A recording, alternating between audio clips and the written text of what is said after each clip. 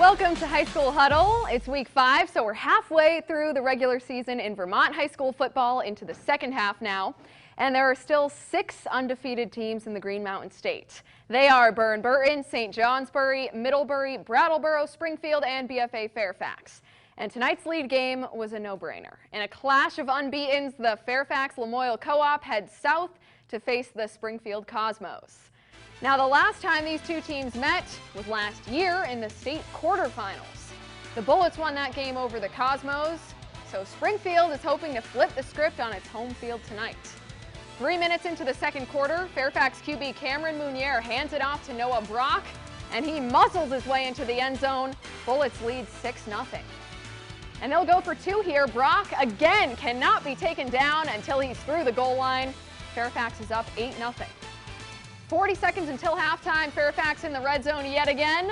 Noah Brock finds the gap, sprints in for the touchdown. Bullets lead 14-0 after a failed 2-point conversion. Now just 20 seconds later, Cosmos are trying to get on the board. Running back Jake Stepler plays quarterback, and he throws a dime to Brady Clark, so that puts Springfield in great field position. And on the very next play, the actual QB Sam Presh handles it himself, darting past all the white jerseys. The Cosmos are on the board, trailing 14-8 after the 2 points. Jumping to the final minute, it's 22-16 Fairfax. Cosmos are looking for the comeback win, but Jake Stepler's pass is tipped, or so it looks, and it's picked off by Bullets linebacker Ty Guerin. And that's all, folks. BFA Fairfax beats Springfield 22-16. Let's hear from the man who scored all 22 points for the Bullets. This is everything. You know, for the past few years, we've had a really good rivalry, good chain of games against them. They're both great teams, both of us, and it's just a great team effort by both teams. It's a big, big confidence booster, but we're going to come into every game like we're playing the same exact team every week. The Bullets improved to 5-0 and will visit the reigning D3 champ Woodstock next week.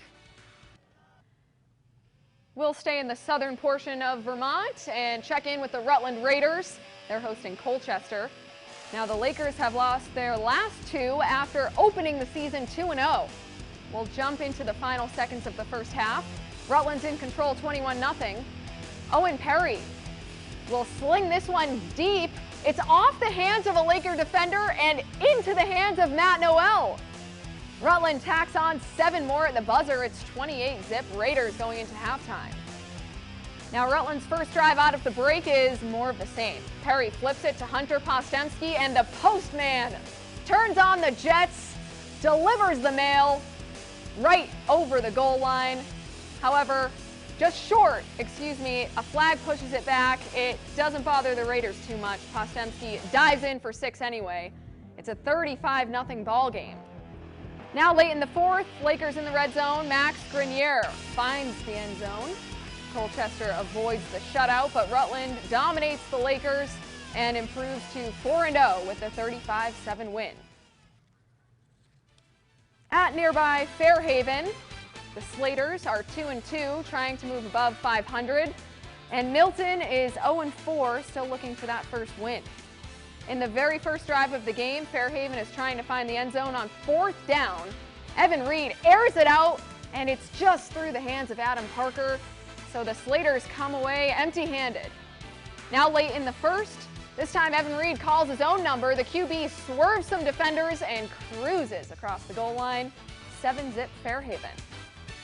Less than a minute left in the opening quarter. Milton looking to make some noise, but Aubrey Ramey comes up huge. The senior secures the interception and gives the offense great field position on this one.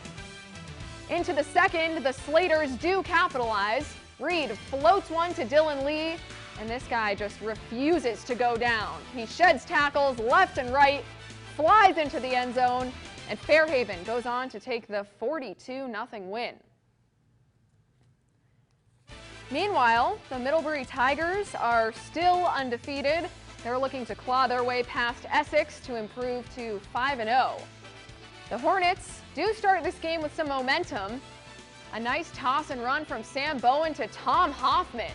He turns on the Jets, heads downfield. Zach Bean tracks him down, but it's a 20-yard gain.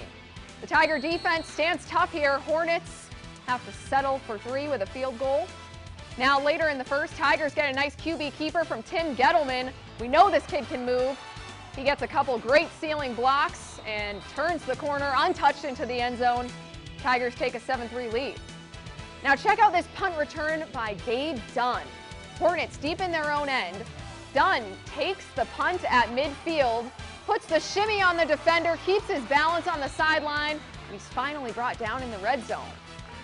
Same drive now, second quarter, Gettleman with another quarterback keeper. He shows some patience, waits for his blocks, and then weaves right in for 6.